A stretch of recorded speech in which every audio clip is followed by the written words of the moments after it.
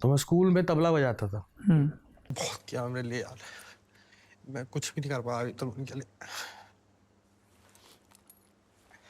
दीदिया के देवरा चढ़ौले बाटे नजरी, दीदिया के देवरा चढ़ौले बाटे नजरी, चोली के चिड़ुइया चिखल चाहे जबरी। टोली के चिड़ुइया चिखल चाहे जबरी। आज बॉलीवुड इंडस्ट्री के सुपरस्टार हनी सिंह एक भोजपुरी की छोटी सिंगर रागिनी विश्वकर्मा जो गांव मोहल्ले में ढोलक बजाकर गाने वाली लड़की है, उसे इतनी बड़ी इंडस्ट्री और वो भी अपने सुपर डुपर हिट एल्बम में गाना गवाकर वायरल क्यों किया, तो आइए मैं आपको बताता हूँ।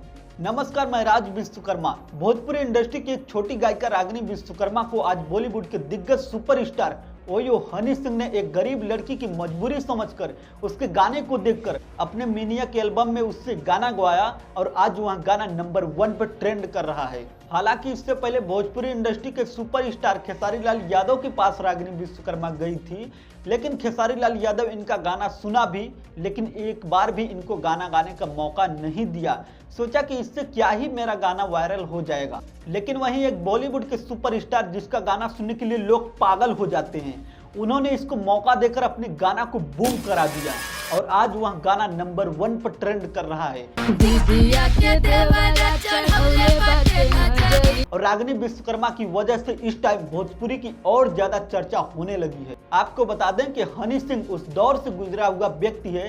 एक समय में हनी सिंह अपने आप को संभाल नहीं पा रहा था, घर बैठकर रोता था, आंखों से आंसू निकलता था। मम्मी पापा ने बहुत किया मेरे लिए यार, मैं कुछ भी नहीं कर पाया अभी तो उनके लिए। वो मतलब मेरे को देखते रहते हैं कब आएगा कब आएगा, मैं उनके पास बैठ भी नहीं पाता।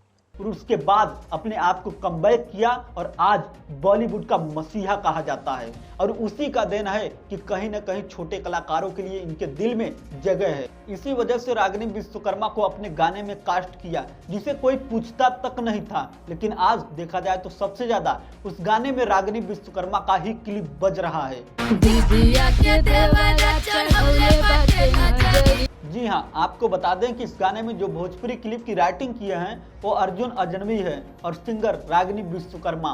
खैर दोस्तों, हनी सिंह और रागिनी विश्वकर्मा को लेकर आपकी क्या राय है? क्या रागिनी विश्वकर्मा या ऐसे छोटे कलाकारों को ऐसे और चांस भोजपुरी या बॉलीवुड इंडस्ट्री में मिलना चाहिए या नहीं? कमेंट बॉक्स में कमेंट करके हमें जरूर बताएं। और अगर आप इस चैनल को सब्सक्राइब नहीं किए हैं तो प्लीज इस चैनल को सब्सक्राइब करके बेल नोटिफिकेशन को प्रेस कर दें, ताकि जब भी मैं वीडियो अपलोड करूं तो सबसे पहले आप तक नोटिफिकेशन पहुंचता रहे।